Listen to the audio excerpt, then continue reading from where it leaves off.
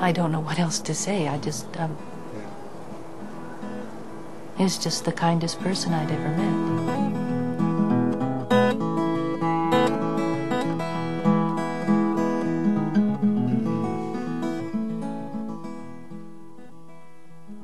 He is so smart and so kind, so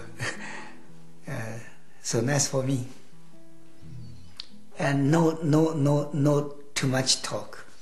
And just as it is. You are you. His main theme is the title of his book, Appreciate Your Life. Always stressing that this is it, that your life is the way, the Dharma. And I appreciate that. He used that word appreciate over and over, which for me was, you know, just see it as it is. And if you do, then you're going to love that. Maezumi Roshi was so heart-connected with his students, and I think he was had a huge capacity to relate to very different kinds of people. He said, just be happy. That's the most important thing in your life, is just to be happy. And he was very free-spirited, and he did what he thought was for the greater good. He really followed his heart. I see it in his life. I mean, at the time, I thought he was just being a very absent father and not a good husband, and my mom was sad, and we all missed him, and he missed our birthdays, he missed holidays, but now I can see what he was doing. You know, he'll go down in history as one of the most important teachers, masters in the West, bringing the Dharma to the West.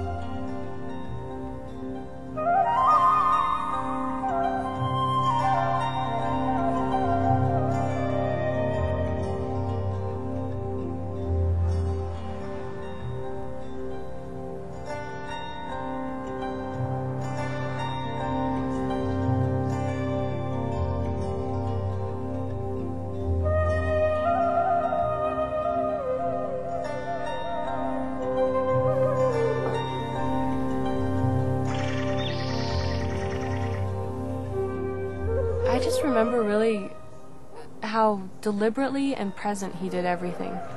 Well, he worked in the yard a lot. He loved making rock gardens. And just the care that he would really meditate on each rock and find out what it was, how it wanted to be, and how they wanted to be together.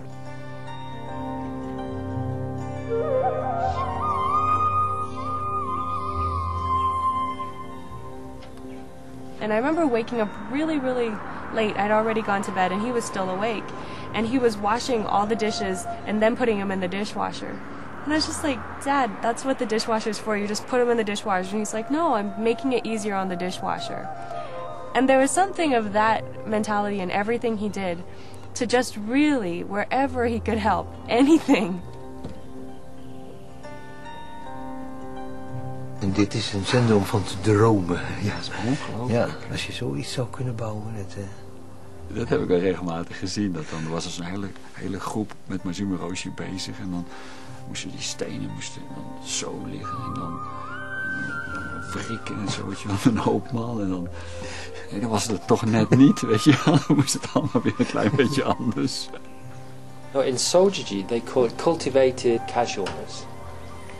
Basically, Maezumi Roshi was a very, meticulous person, but he also had a very casual air about him, which made it very welcoming for people to come in. a lot of his translations are here. He would translate things like the Heart Sutra, and they're all in scrolls inside this stupa, which came from his brother's temple. Another one of Maezumi Roshi's calligraphy. Oh, that's one of his. Yeah. So it was interesting, this being one of Maezumi Roshi's two main temples. Ik vind het een hele magische plek, ook omdat ik zo weet dat het deel is van Maezumi Roshi's droom om een trainingstempel te hebben in de bergen. Ja, je staat dus eigenlijk nou in Maezumi Roshi's droom en wat hij graag wilde volbrengen hier.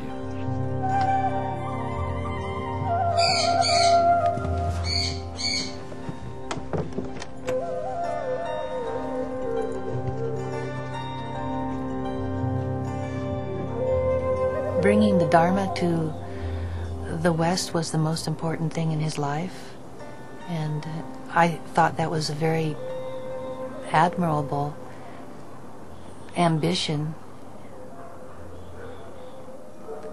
How long did you live together?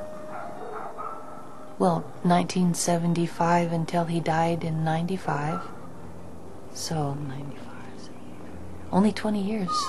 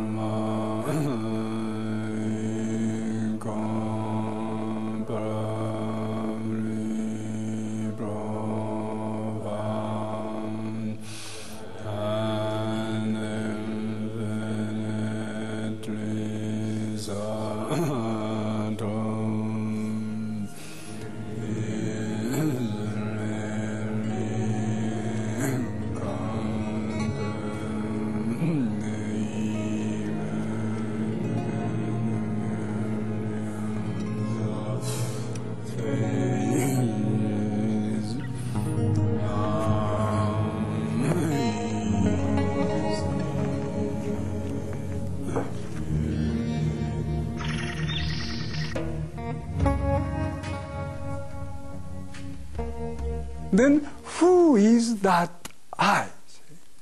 We come back to that most fundamental question. Who is this I? Well, that's what I'm thinking to talk about, say, as a conclusion of this session. Even I can talk about it now. Who is this I?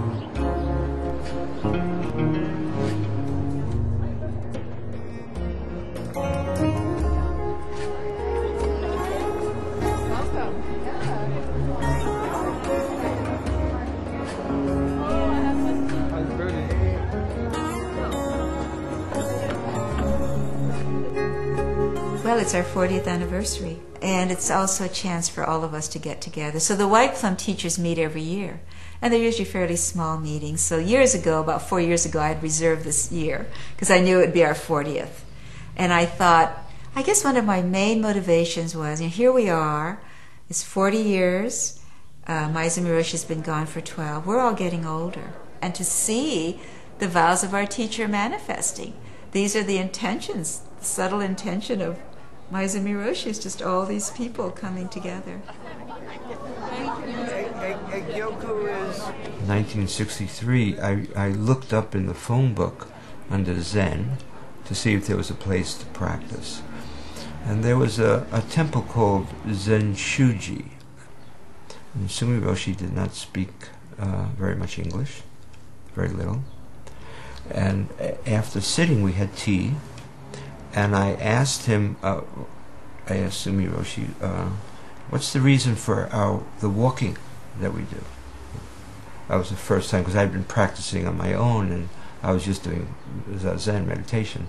First time I encountered a walking meditation like that. And he looked at the young monk and said, you tell him. And the young monk said, when we walk, we just walk. That's what he said. And that was my Sumiroshi.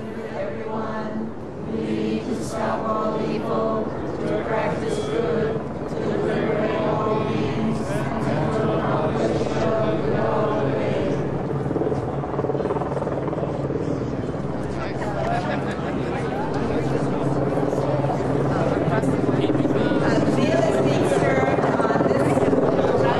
And someone sent a flyer, and the flyer was "Zen living ain't easy." And there was a picture of a woman laughing, and it said year-round training program. And I thought, well, this is really interesting. I just got involved in Zen at the time, and I came down here and met my Sumiroshi during my first stay here. I think at the beginning I was hoping for better philosophy or something like this. So when I went in and took the initiative. I was living as a hermit off in the mountains, and I was just doing the normal thing of meditating 4 hours a day or so, chopping wood, carrying water. And one gentleman showed up one day, and we had a chat, and he said, you know, I think it's time for you to meet a teacher. And I said, well, funny thing you should say that, because just 2 days ago, I had this experience where I knew it was time for me to meet a teacher. And then I laughed, and I said, well, how am I going to meet a teacher out here? I'm 5 miles from nowhere. So we drove out, and we called the Zen Center, came down to Los Angeles.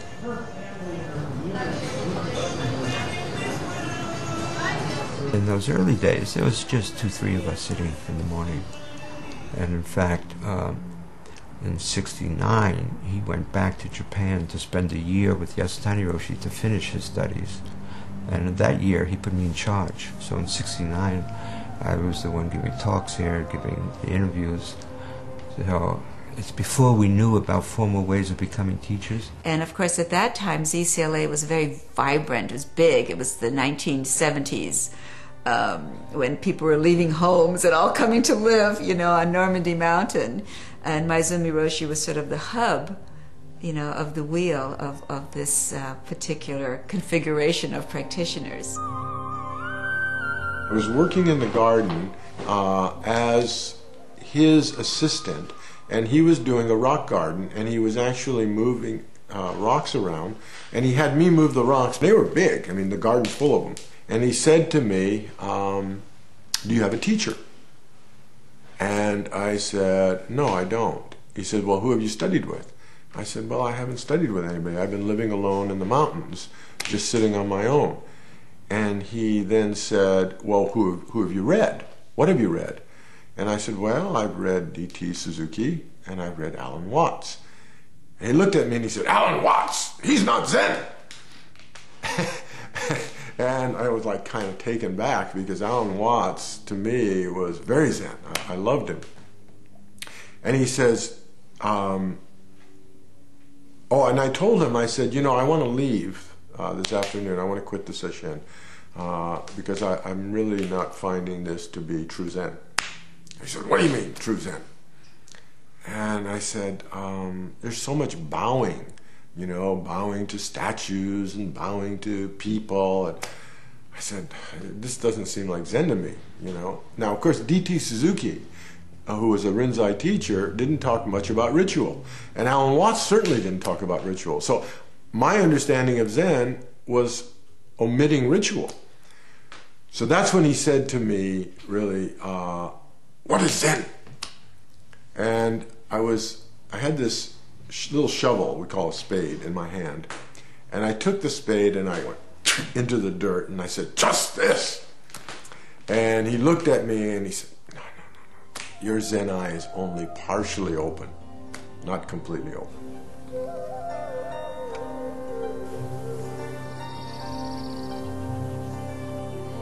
He looked at me right in the eye and he said, I don't want you to leave. And then he said a third time, I don't want you to go.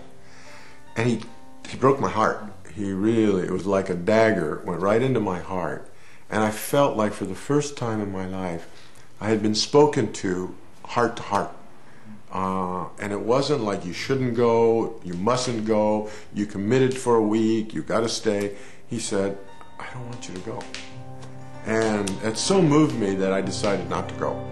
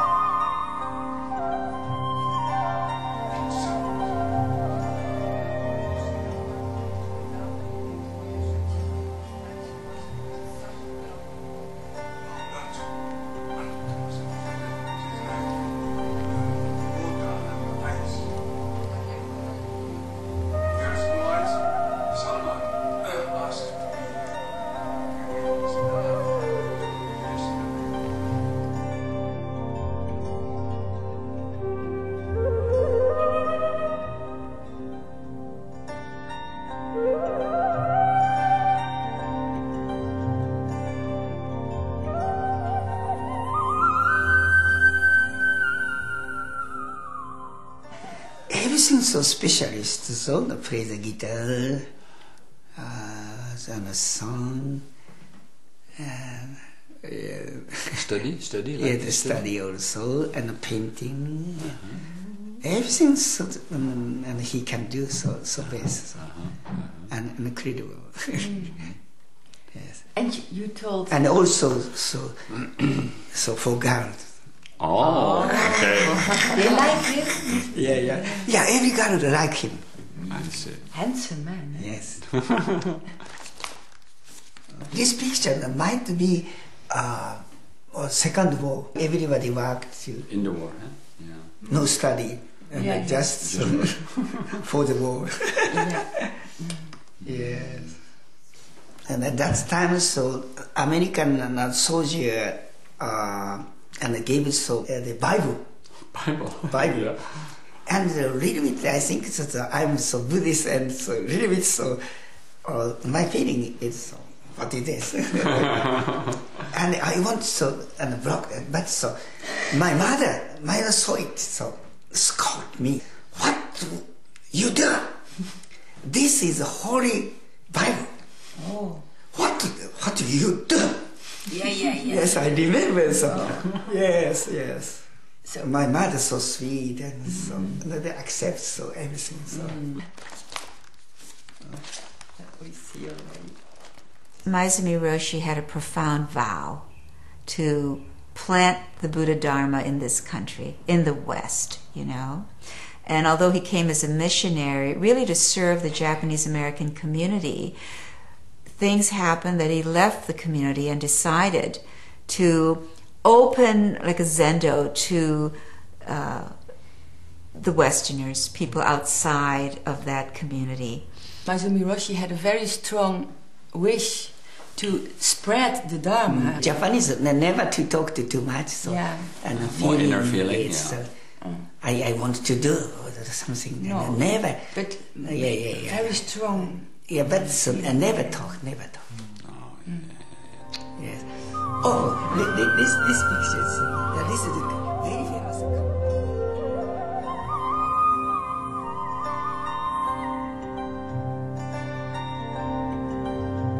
In this country, you know, we like to have a say about everything. And from the kind of culture he came from, it was pretty much a hierarchical situation. And then here you had men and women practicing together. And that's not the case in the culture he came from. Men were segregated, and bowing is foreign to people. The Zen eating bowls is certainly very, chanting in a language that's not English. I mean, all of these things, wearing clothes that was not, Japanese kimonos and things like that. It was very, very different. So I don't know what was the most challenging. I really be interesting to ask him today.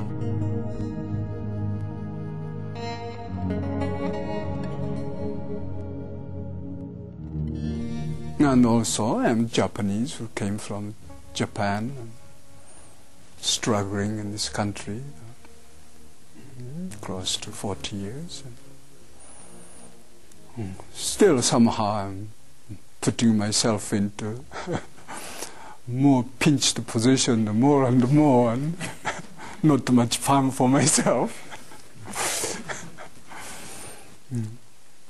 See, in a way, but in its nature, regardless of what kind of joy I have, or pain I have, or sadness I have, or burden I have, or enjoyment I have, in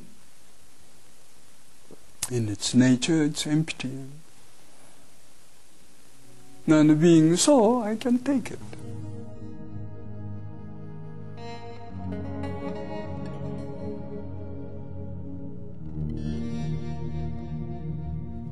This culture that I think always remained somewhat strange to him. Yeah. Although he would always say, I'm an American, you know, and I love Los Angeles, he would say. It was a joke, you think? Well, no, he really meant it, but we always would laugh, you know. But it must have been such a struggle for him.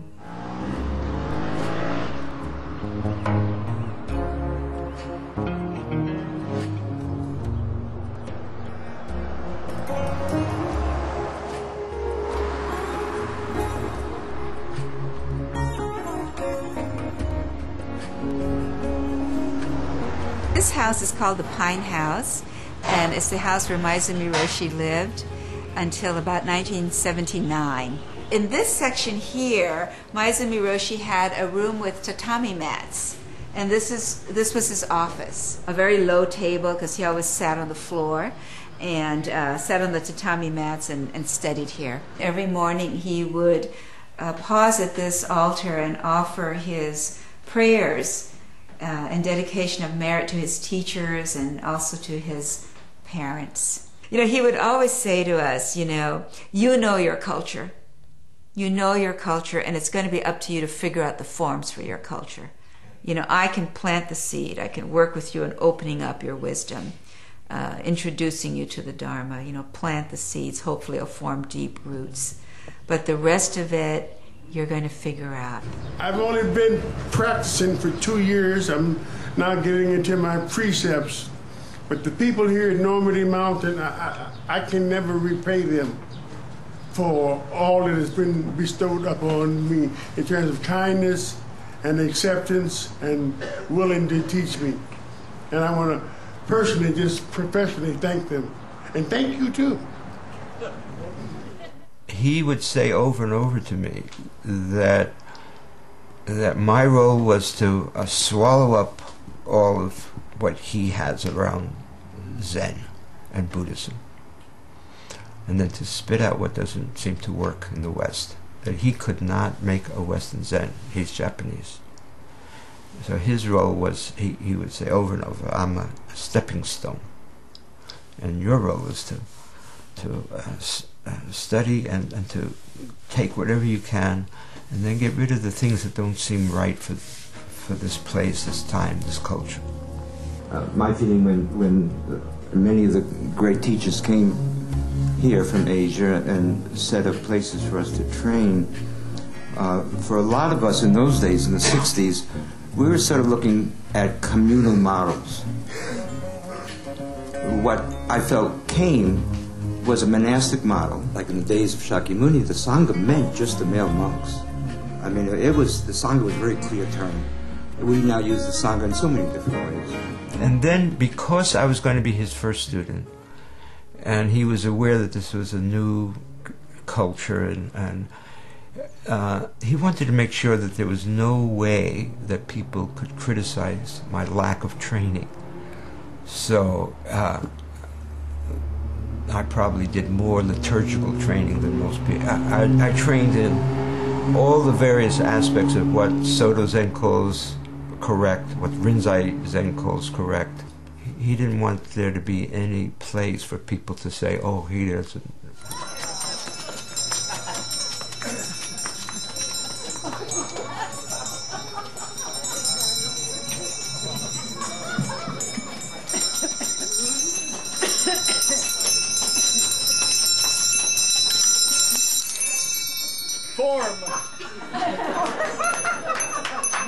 he wanted me to really develop an American Zen.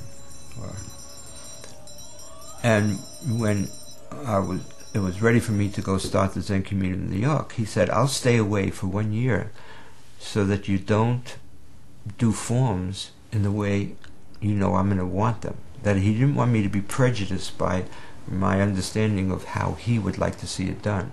He wanted me to develop it fresh. That's a huge step. And then I started to do all this kind of work in the streets and homeless, different kinds of things. And on one hand, he loved it. You know, he was very, he sent reports to Japan about it. On the other hand, inside you could see it. I was breaking all of the standards, and it was hard. So, but he dealt with that. I mean, he wanted to. He encouraged me to do what I'm doing, and at the same time, I could see there's difficulties.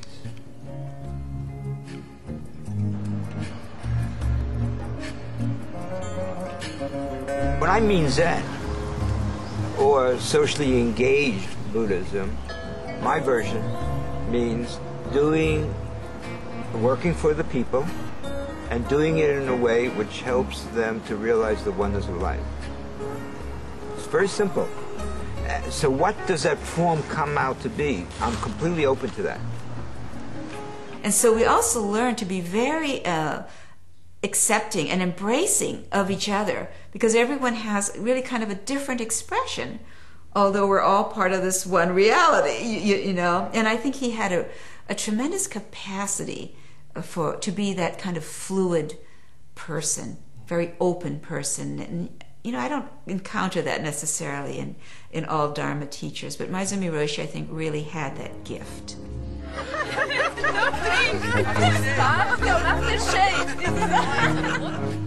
He one time was having a drink with me, and he looked at me and he said, "I hate you.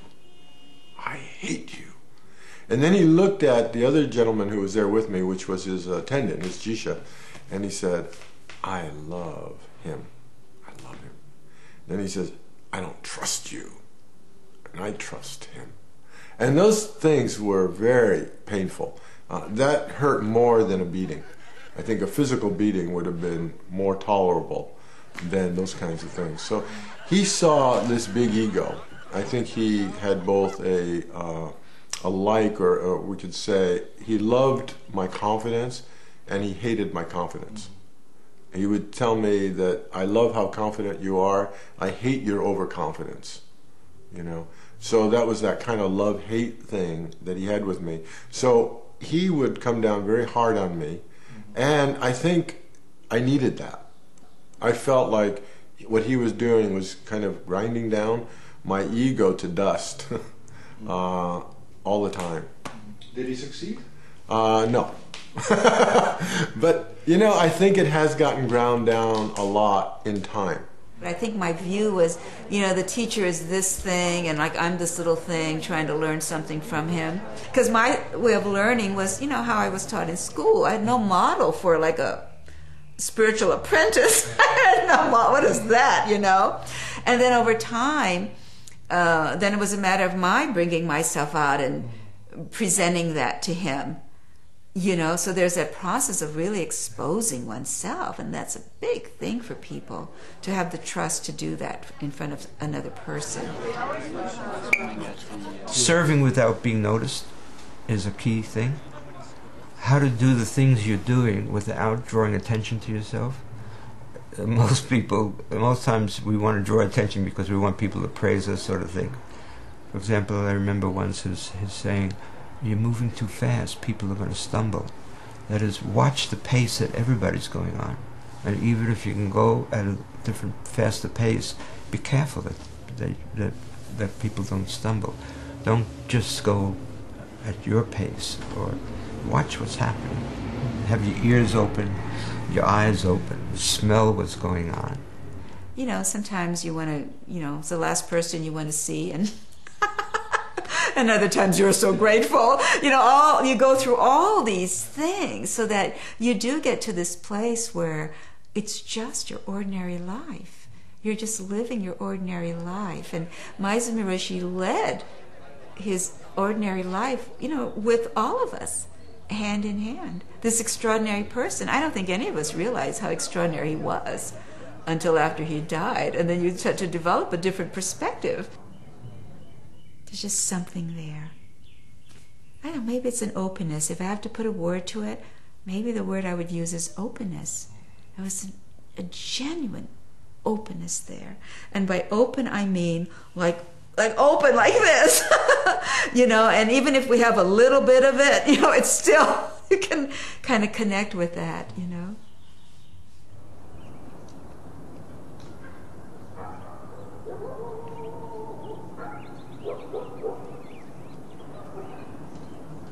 I think after we married, or we were in that kind of relationship, it did spoil the student-teacher relationship. I couldn't really relate to him as a teacher after that, which is sad, because I really wish that I'd had a chance to study more with him as a student, and so I lost that.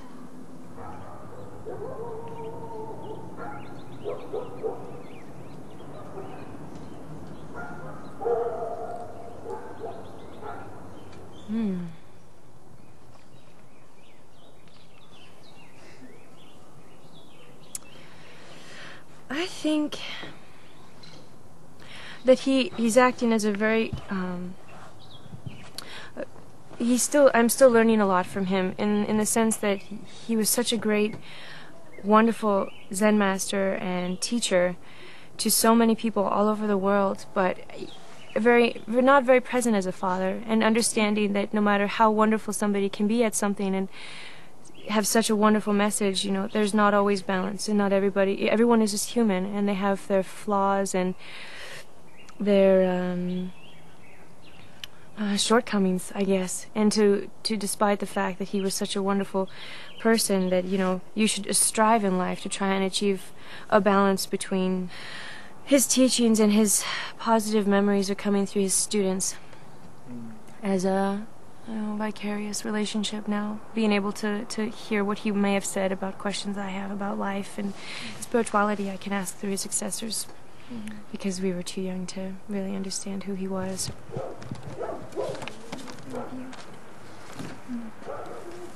Now, for me, I feel that part of the integration for us Westerners is that family has to have the same equal passion. We have to have the same equal passion towards family and towards community as we do towards the transmission of the Buddha Dharma. With him, I would say it wasn't really that equal.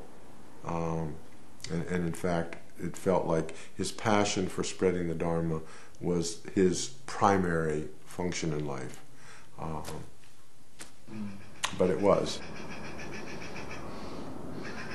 I know, even when we went on vacation, we got maybe 1 week a year, and generally we had to schedule the vacation around visiting some Sangha member who was sick or needed counseling or something, so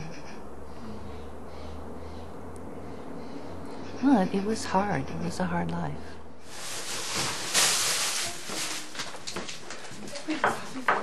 Good morning. It was our karma to come here and be born right into a Dharma family, and life is never perfect. I'm really grateful for what I experienced and who he was and who my mother is. She's amazing too. She's the most gentle, loving, and wise and kind person that I know, by far. She won't be angry. She really sees past the veil to other people's motivations and their pain, and she doesn't hold a grudge against people. She's so understanding and compassionate.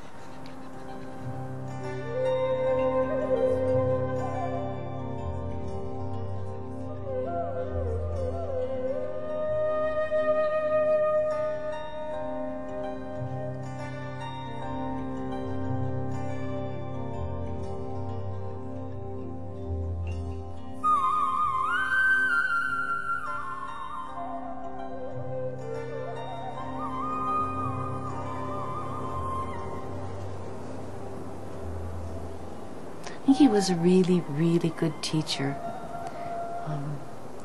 And it was really nice this weekend to see all of the old students coming together at the 40th anniversary at ZCLA, and how much they appreciated him, and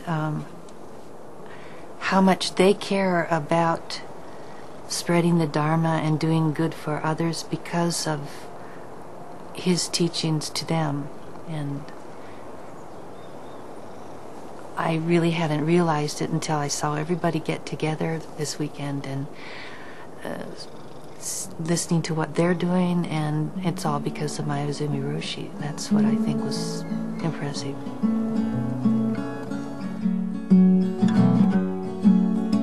Does it matter to you to embrace the idea? Undefined reality is the fiber of the web we weave. It's the hand that rocks the cradle of ideas we believe. And I think to myself that I'm a lucky girl in a crazy I have a bunch of sad love songs that I could break out for you, but I don't believe in that anymore. And I don't think that that's the way to live your life. And I think that that's just it's just a change in your perspective, in your mind, in your perception of whether you're a victim or whether you can see that you made those choices and you had to learn something. It's your karma.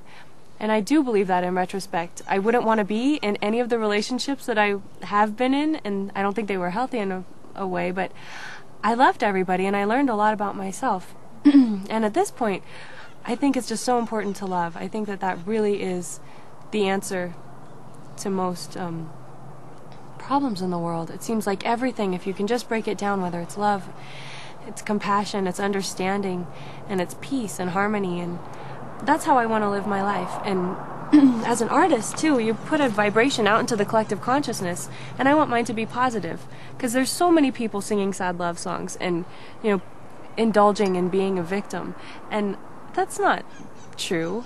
That's not true, and that's not a way to spend your life. So I like to just put out a positive vibration, because you will create the reality that you believe in. I think to myself that I'm a lucky girl in a crazy world. I think to myself to let love in, it's what you're waiting for. Let love in, it's what you're waiting for. Let love in, it's what you're waiting for. So let love in, it's a miracle.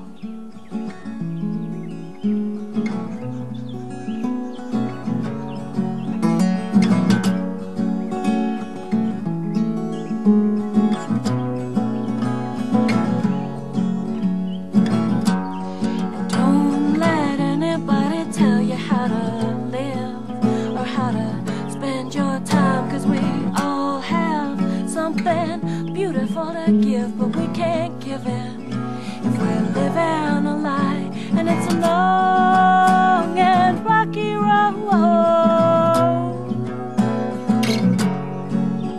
and it's a long and rocky road. Desire is a burden, it's good to unload. And I think to myself that I'm a lucky girl in a crazy world. I think to myself. I was very close with Mayazumi Roshi and was his first Dharma successor, and still, because of the society, Japanese society, there's no way to shift roles and be Piro. He and Trungpa could.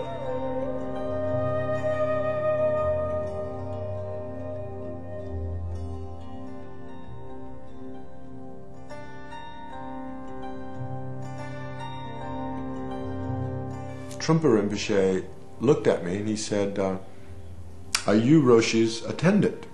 I said, but I guess while he's here for this few days, I guess I am. He says, don't ever leave his side. And whew, again, right into the heart. You know, he just got me.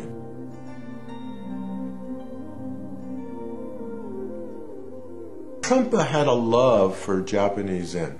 His first love, I think, was actually Suzuki Roshi. And he talked a lot about how much he missed Suzuki Roshi and how much he loved him. And then, of course, Suzuki Roshi died in the early 70s. Maizumi Roshi kind of replaced Suzuki Roshi in Trungpa's mind and heart, and it became his great love. And you'll see photos of Trungpa always, that rakusu that he's wearing like this, but it's a much more beautiful one. That rakusu was given to him by Maizumi Roshi. They were both huge drinkers of alcohol. And Maizumi Roshi kept pouring Rinpoche sake. And I got very upset because not once did Rinpoche pour Maizumi Roshi. It really upset me that Roshi was being so subservient, so submissive to Trungpa. I got very upset. Well, after that dinner, two of us had to carry Trungpa to the car. And we carried him to the car. We actually literally carried him.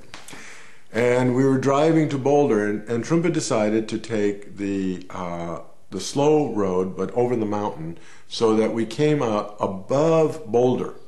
And we stopped there, and we go on to the lookout, and he shows Maizumi Roshi the city of Boulder. And he says, "This is my little Tibet, and I want to share it with you. I'm inviting you to come next year and teach here, because I'm going to be on a solitary retreat for a year."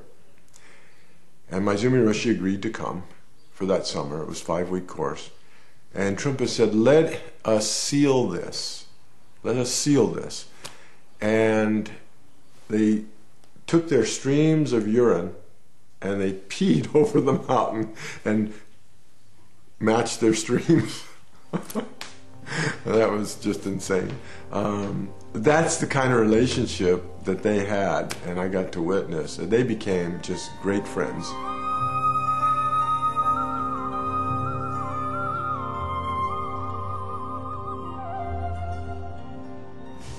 How was it for you that he was drinking so much? I didn't like it, but there would be people gathering to drink with him at times, and I didn't join that group. Now, everybody loved to join the group because it was a great way of getting immediate teaching, but of course I had a lot of time with him. And then at one point, he told me, he said, "If you ever join my drinking with me, I will stop." And what he was saying is that he didn't want me to get involved in that. He wanted to drink, but he didn't want me to get involved. I couldn't always accept it all.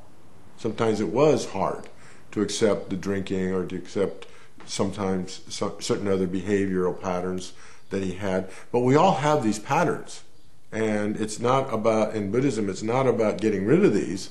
It's about not disowning them or being one with them.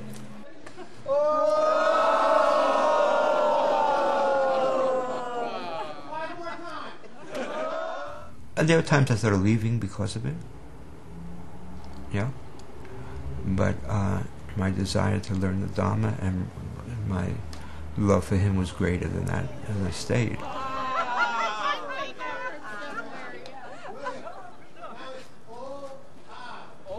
I do remember just before he went off to the Alcoholic Treatment Center, I went in to see him to say goodbye, and that was such a tender moment. He was so shattered in a way. It's just like, what happened? Why did so many people leave then when this whole issue was there? Because they couldn't accept the human qualities. Yeah, they couldn't hold the two, maybe, simultaneously. So they wanted him to live up to some standard that they had. I had this wonderful experience which has guided me ever since. But I was sitting on the beach and all by myself, looking at the ocean, and I started to point my finger like this, and then all of a sudden my hand just went, pay attention to what you're doing. And so that became my approach to the whole thing. As long as I hold that my teacher has to be a saint, then I have to become a saint. And none of us are going to be saintly through and through, and if we're honest with ourselves, we know that. The more we repress the shadow sides or the disowned voices or disowned aspects of ourselves, the more those are going to come out in a covert way. for many people, they say, well, if you're a master Zen teacher, how can you do all these other things? But my understanding of Zen is realizing the interconnectedness of life, that this is all one body. That means everything. No matter what's going on, that's this life. That's Zen. So I can't throw out certain pieces and say, well, Zen is everything but that.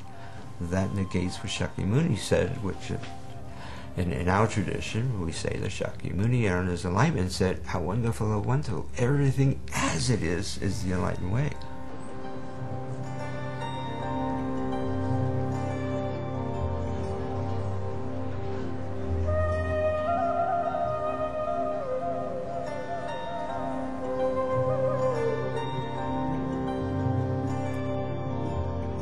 When I think of a lot of the great thinkers and great leaders, they seem to have had a lot of static and a lot of kind of addiction problems and a lot of drama too. They were amazing people, but did struggle with addiction. Pretty much every great writer, every great painter, every great leader that I can think of seemed to have just an extra something to their personality. And I don't drink, and neither does my brother, because there's a lot of alcoholism in our family, so all of us kids are really mindful of it. We don't want to spend our life that way. After he went through an AA program, in which the whole essence of AA program is you're open with everybody.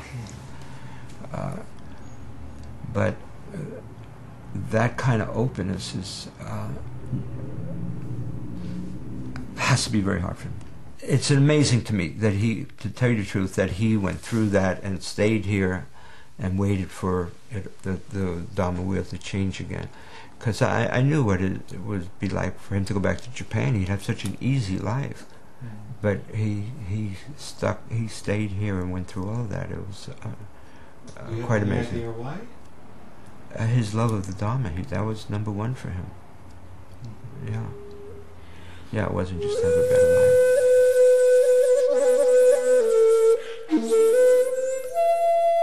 I was in Germany leading a session, and that night I got a call from his wife, Ekkyo, telling me that Roshi had died. She just got a call from Hojo-san in Japan.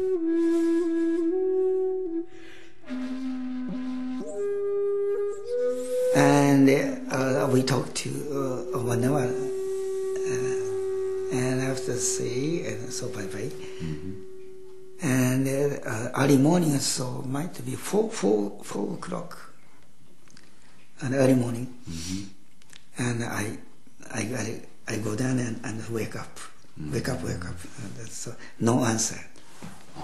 No answer. Yeah.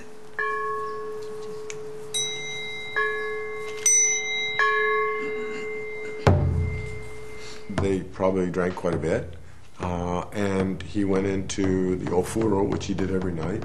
I don't know whether he fell asleep or went unconscious, but he drowned.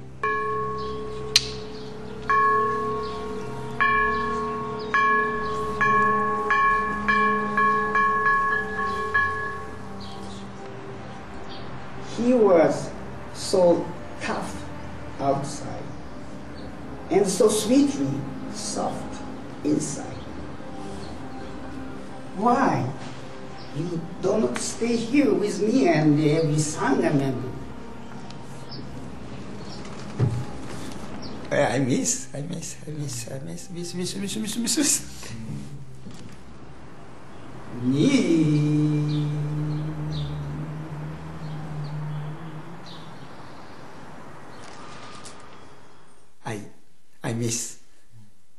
and I respect Wazarashi. Yes. ごめんなさい。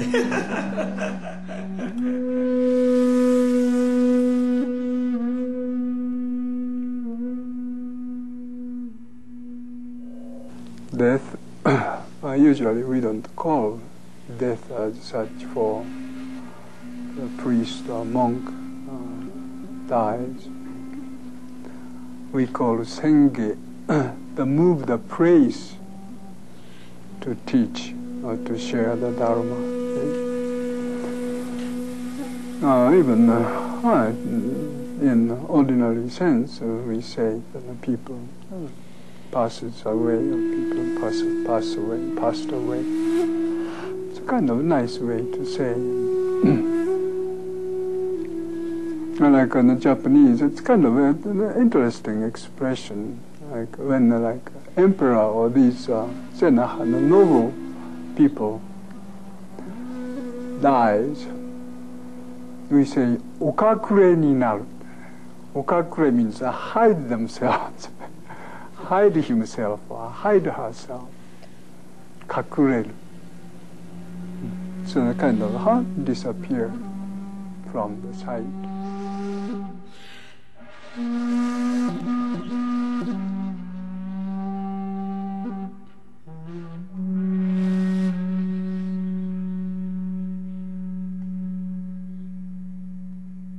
Not family-wise, because family-wise his children were too young and they really needed him, and his wife too.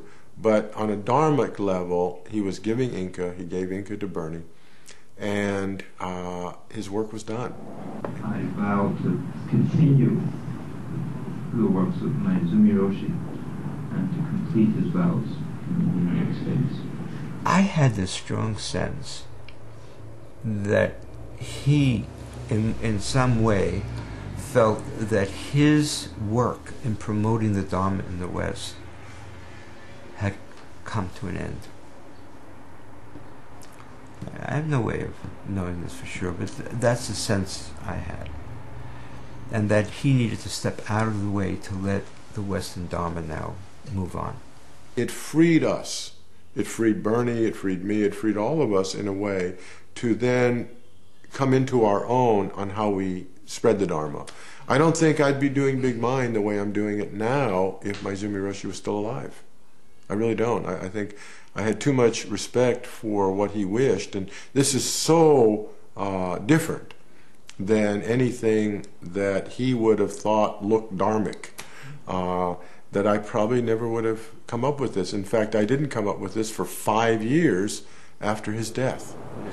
And my feeling with his passing is that Roshi has really infused himself in all of us, and his work goes on through all of you, through all of us. What came to mind is one of the sayings that says that the major teaching of a teacher starts when they die.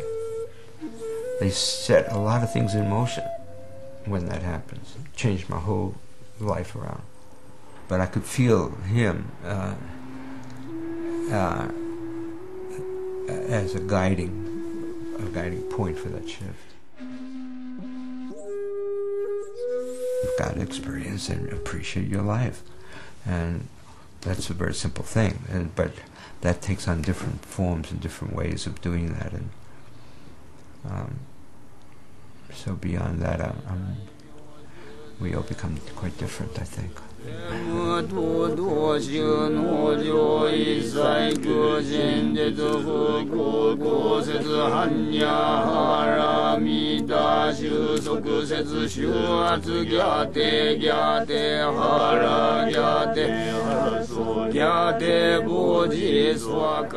I do believe my mom and dad, she never wants to ever be involved with anyone else. They really seem to have been soulmates for each other. And she honors him so much. She's working on a portrait of him right now, and it's been 13 years since he died. And she still dreams about him, and yeah, just they were meant for each other, and it was a hard life for both of them. Roshi haunts my dreams, and in a way I'm getting his teaching still. Almost every morning I wake up and he's been there, and there's a teaching that's going on still.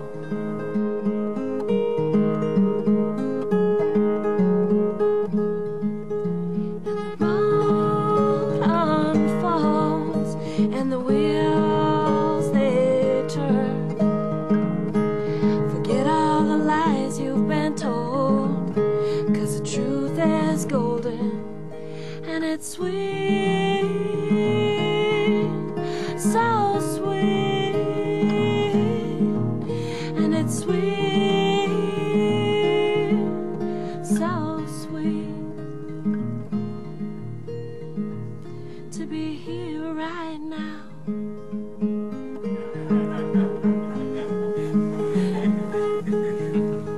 what this really means. See this now. See how this now is manifesting as the continuous practice itself. As the life of Buddha itself. That's what we should appreciate.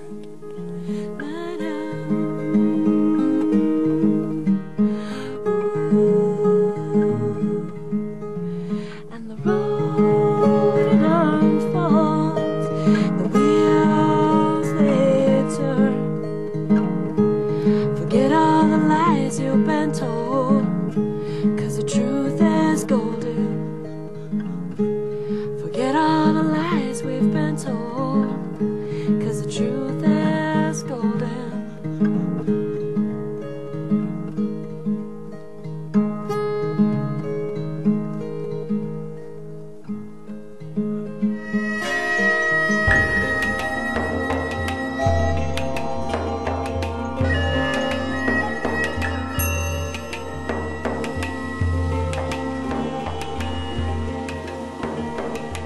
Wilt u naar aanleiding van deze uitzending reageren of een gratis programmagids bestellen?